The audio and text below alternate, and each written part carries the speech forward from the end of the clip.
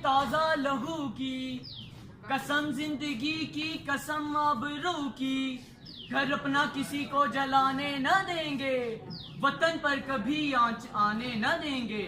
अरबाब दानिश और मेरे अजीज साथी, मेरी तकरीर का उन्वान योमे दिफाए पाकिस्तान। तमाम जिंदा अक़वाम अपनी तारीख के बड़े आयाम निहायत अकीदत व एहतराम से मनाया करती है। 6 सितंबर 1965 हमारी तारीख का एक ऐसा दिन जब हमारे मक्कार दुश्मन ने हमारी सरहदों पर हमें ललकारा था, लेकिन वो ये नहीं जानता था कि इसका पाला किस कौम से पड़ा है।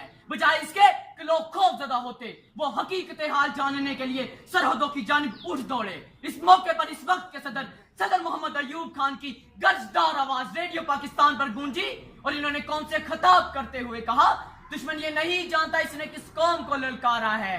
हम अल्लाह के सिपाही हैं, मुजाहिदों आगे बढ़ो और दुश्मन की तोपों को हमेशा हमेशा के लिए खामोश कर दो। अजीज साथियों, इस बलबले अंगेज खिताब को सुनकर पूरी कौम सी सपलाई हुई दीवार बन गई। मुल्क के कोने कोने में तराने गूंजने लगे। मुल्क का हर एक शख्स अपने अपने महाज पर डट गया और अपनी मदद आप तहत दुश्मन के मुकाबले के लिए तैयार हो गया। हर दिन में एक ही जज्बा मौजूद था, अल्लाह की रहमत का साया, तौहीद का परचम लहराया। ऐ मर्दे मुजाहिद जाग जरा, अब वक्त शहादत है।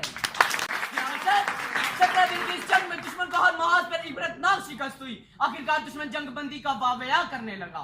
ये जंग बंद तो हो गई, मगर हिंदू सदियों तक इस शिकस्त का जख्म चाटता रहेगा।